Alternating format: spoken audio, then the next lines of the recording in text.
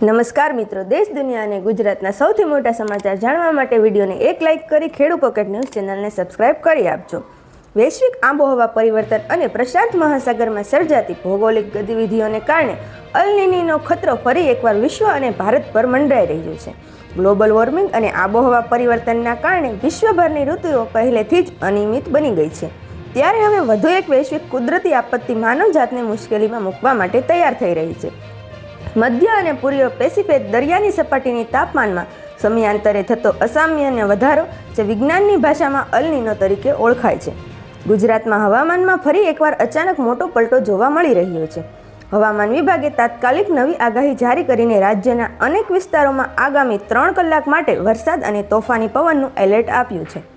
આગાહી મુજબ સવારે 10 વાગ્યાથી લઈને બપોરે 1 વાગ્યા સુધીના સમયગાળામાં અમદાવાદ સહિત રાજ્યના વિવિધ જિલ્લાઓમાં 40થી 61 કિલોમીટર પ્રતિ કલાકની ઝડપે ભારે પવન ફૂંકાશે અને ગાજવીજ સાથે હળવાથી મધ્યમ વરસાદ પડવાની પૂરેપૂરી શક્યતા છે।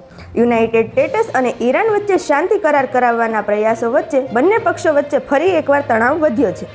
બુધવાર 3 જૂનના રોજ ઈરાને કુવૈત અને બહરીનના યુએસ લશ્કરી ઠેકાણાઓને નિશાન બનાવીને ડ્રોન અને મિસાઇલ હુમલો કર્યો હતો।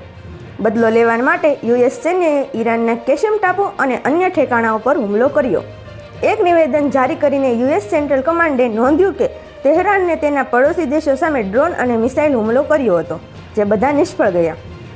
અમેરિકામાં ગેરકાયદેસર રીતે રહીને ટ્રક ડ્રાઇવિંગ કરી રહેલા આશરે 30 ભારતીય નાગરિકોની ધરપકડ કરવામાં આવી છે। અમેરિકન બોર્ડર સિક્યોરિટી એજન્સી CBPએ જણાવ્યું કે આ કાર્યવાહી ઓપરેશન ચેકમેટ હેઠળ કરવામાં આવી છે, જેનો હેતુ ગેરકાયદેસર પ્રવાસીઓની ઓળખ કરીને તેમને કાયદાના દાયરામાં લાવવાની છે। ધરપકડ કરાયેલા તમામ ભારતીય નાગરિકોને હવે ત્યાંથી ડિપોર્ટ એટલે કે ભારત પાછા મોકલવાની તૈયારી ચાલી રહી છે। બસ હાલ માટે એટલું જ મિત્રો, ફરી મળીએ નવી અપડેટ સાથે। ત્યાર પહેલાં અમારા વિડીયોને લાઇક કરી ખેડૂ પોકેટ ન્યૂઝ ચેનલને સબસ્ક્રાઇબ કરી આપજો।